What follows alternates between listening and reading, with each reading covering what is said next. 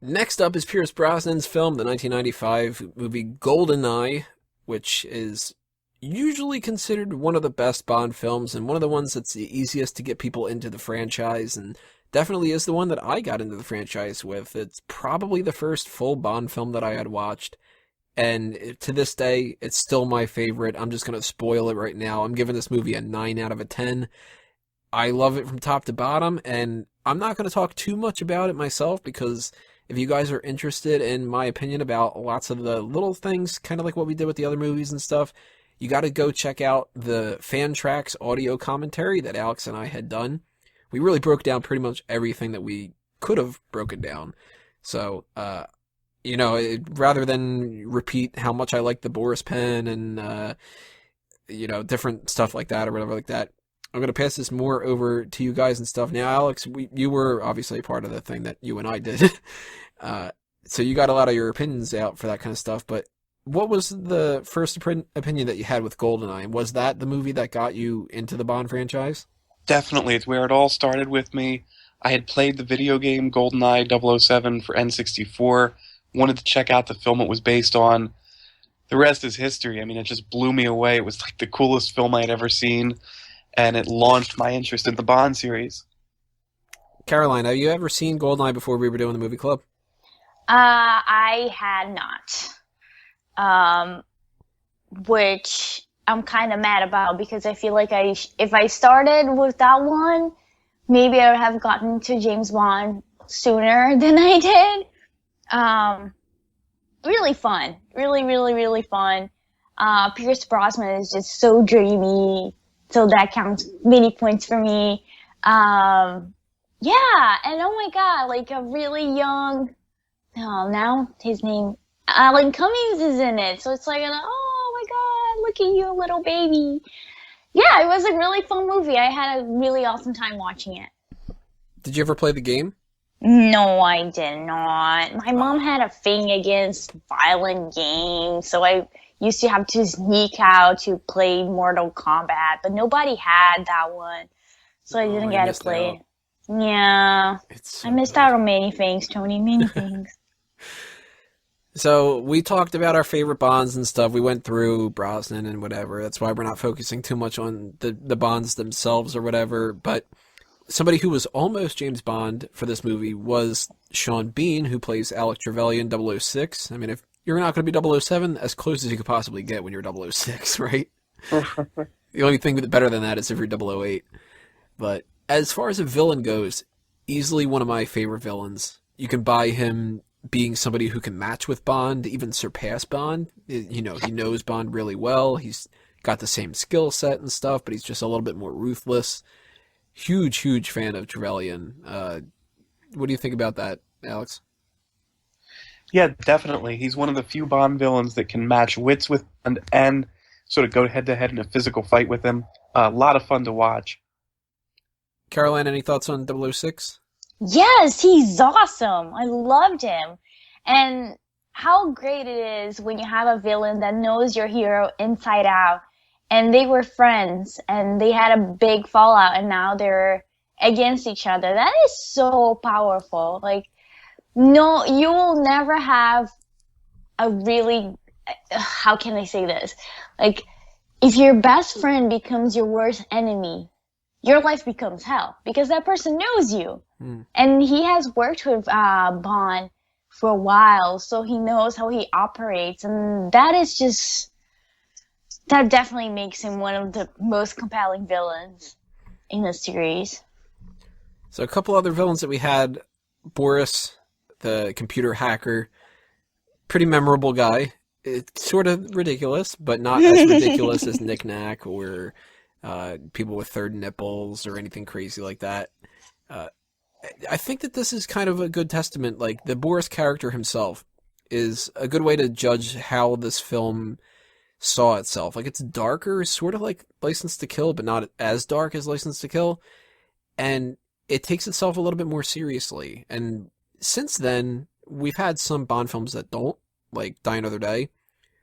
But GoldenEye kind of set the pace for, like, the right tone, I think, for Bond films.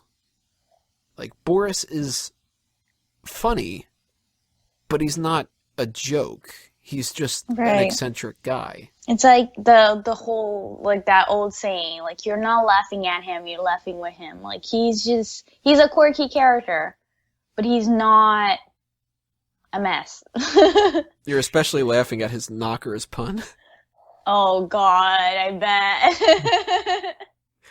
So when you were watching this, did you get the chair password, or did you think it was something else? Oh, I'm really dumb. Like, I'm bad with passwords and, like, guessing games, so no, I didn't. What was your first thought when you were watching the scene with Natalia and the hacking stuff, and they're right in front of you, but and open very large doors? Was it just like, oh Jesus Christ, like? No, that one I did get, but only because I feel like I've heard it before. But then the chair was like, what, ass? But you do take your ass with you. Would it be shit? But that wouldn't make sense, and that's not sexy. Right, you don't sit on shit. Well, I don't know. If you live in Union Square and you're pooping in front of TGI Fridays, you might. I don't know. Weird story. But yes, like, there's weird people around me. It's Boris's password. You shit on it, but you can't take shit with you. Is it shit? Arse. Puts arse in there. What did you point out, Tony, when we did the commentary, that, like, Natalia knows how many letters it is and she keeps putting in 4-letter words or something? Yeah, chair is 5 letters, and she puts in butt, buns, I think is one of them. Rear, I think she might even put in there. And arse. I'm surprised she didn't try fucking rump. It's like, you're missing a letter here. It was going to be like butt 1 or something. Butts. Yeah, butts. She's a little weird. How does she measure up for the scale of the Bond girls? She's got stiff competition against Xenia in this film, who's one of the very best, fiercest Bond girls. She's so crazy. I love her. She's all legs. She's so, like... leggy. Now, when we were talking in the commentary about this, I want to get your opinion about it, Caroline, and see if you agree. Xenia, when she kills people, is she having an orgasm? Yes, of course Okay. she is. Okay, it's not just us. No. She's a complete psychopath. Like, of course she's getting sexual gratification out of killing people. Yes. As one does. As one does. Speaking from experience, when I kill people, I'm here doing this podcast, but this is, it's earlier, an unusual week, yes. You did a couple podcasts, but earlier today you had to ventilate someone. Yes, exactly, It's probably the worst line in the movie. I hit to ventilate someone. Ourumov. I like his kind of character as that, like, you were saying earlier, Alex, about why do these weird businessmen get involved in international, like, crime syndicates and stuff. I like when you get an Ourumov character, some guy who's got the military, so that's sort of why Trevelyan has this force behind him, and he has his own reasons. I mean, he wants to be somebody who takes over, so he works with the villains, and, he ends up getting shot for it, because he's a drunken fuck. Right. I like how washed up he is, Yeah. He's drinking and unshaven. When he goes to give the excuse, to explain what happened in Severnaya to, all the ministers at the table, they barely listen to him before they start questioning him. Ourumov, what happened? Well, you're fucking wrong. It's as bad as Valentine's dismissal of the dude who, you know how long the winter lasts? Tell him, Dimitri. Well, it depends on... Shut the fuck up, Dimitri. What? And what does it depend on, Dimitri? I mean, what was he going to say? Weather patterns? El Nino? Minnie Driver pops up as a singer in that scene. Was that a surprise for you, Caroline? Yes, I was like, is that her? He can't be her. I go on. Yeah, no, it was a big surprise. I wonder if there's, like, some sort of story about that. Like, should she had sang the Bond theme? Oh, really? No, Oh. strangling a cat. Yeah, exactly. She was. Which is hilarious because she's actually a pretty good singer. Is she? But yeah, she was in the film version of the musical Phantom of the Opera, and she actually does a pretty good job singing opera in that movie.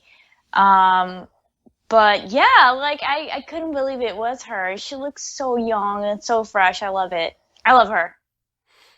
A couple things about the theme music itself. Tina Turner and, well, they don't sing it, but Tina Turner sings the song. It was written by U2. Well, Bono and the I Edge. saw that. I got so strange. excited.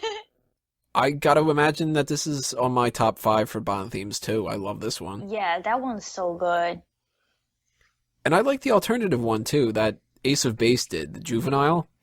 Anybody who doesn't know that, go check out the Juvenile. Really good song. Actually, one of my favorite songs of all time, period, outside of the Bond franchise, too.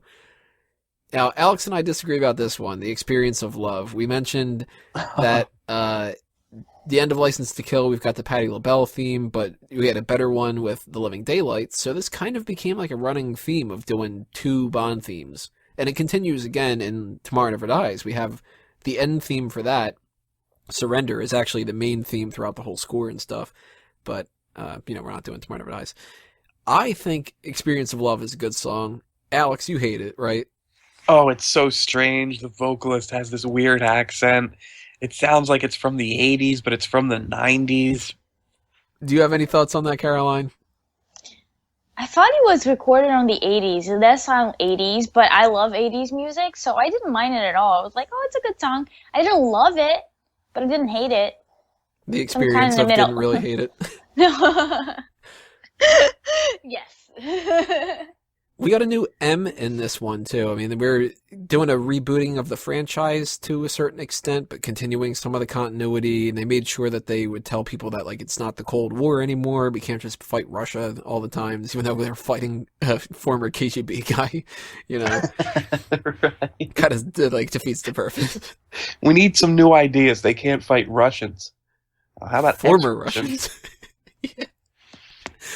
Yeah. But we have a female M with Judi Dench, and I'm going to go on record as saying my favorite M, other than, the most...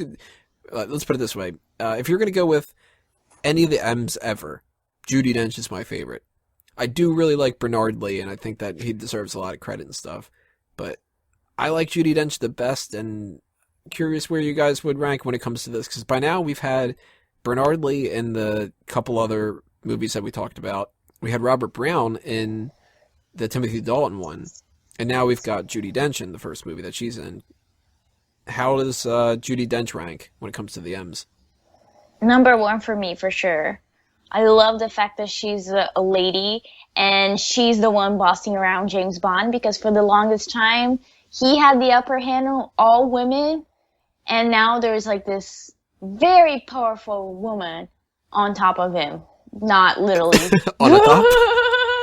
On the top? Shitting it out.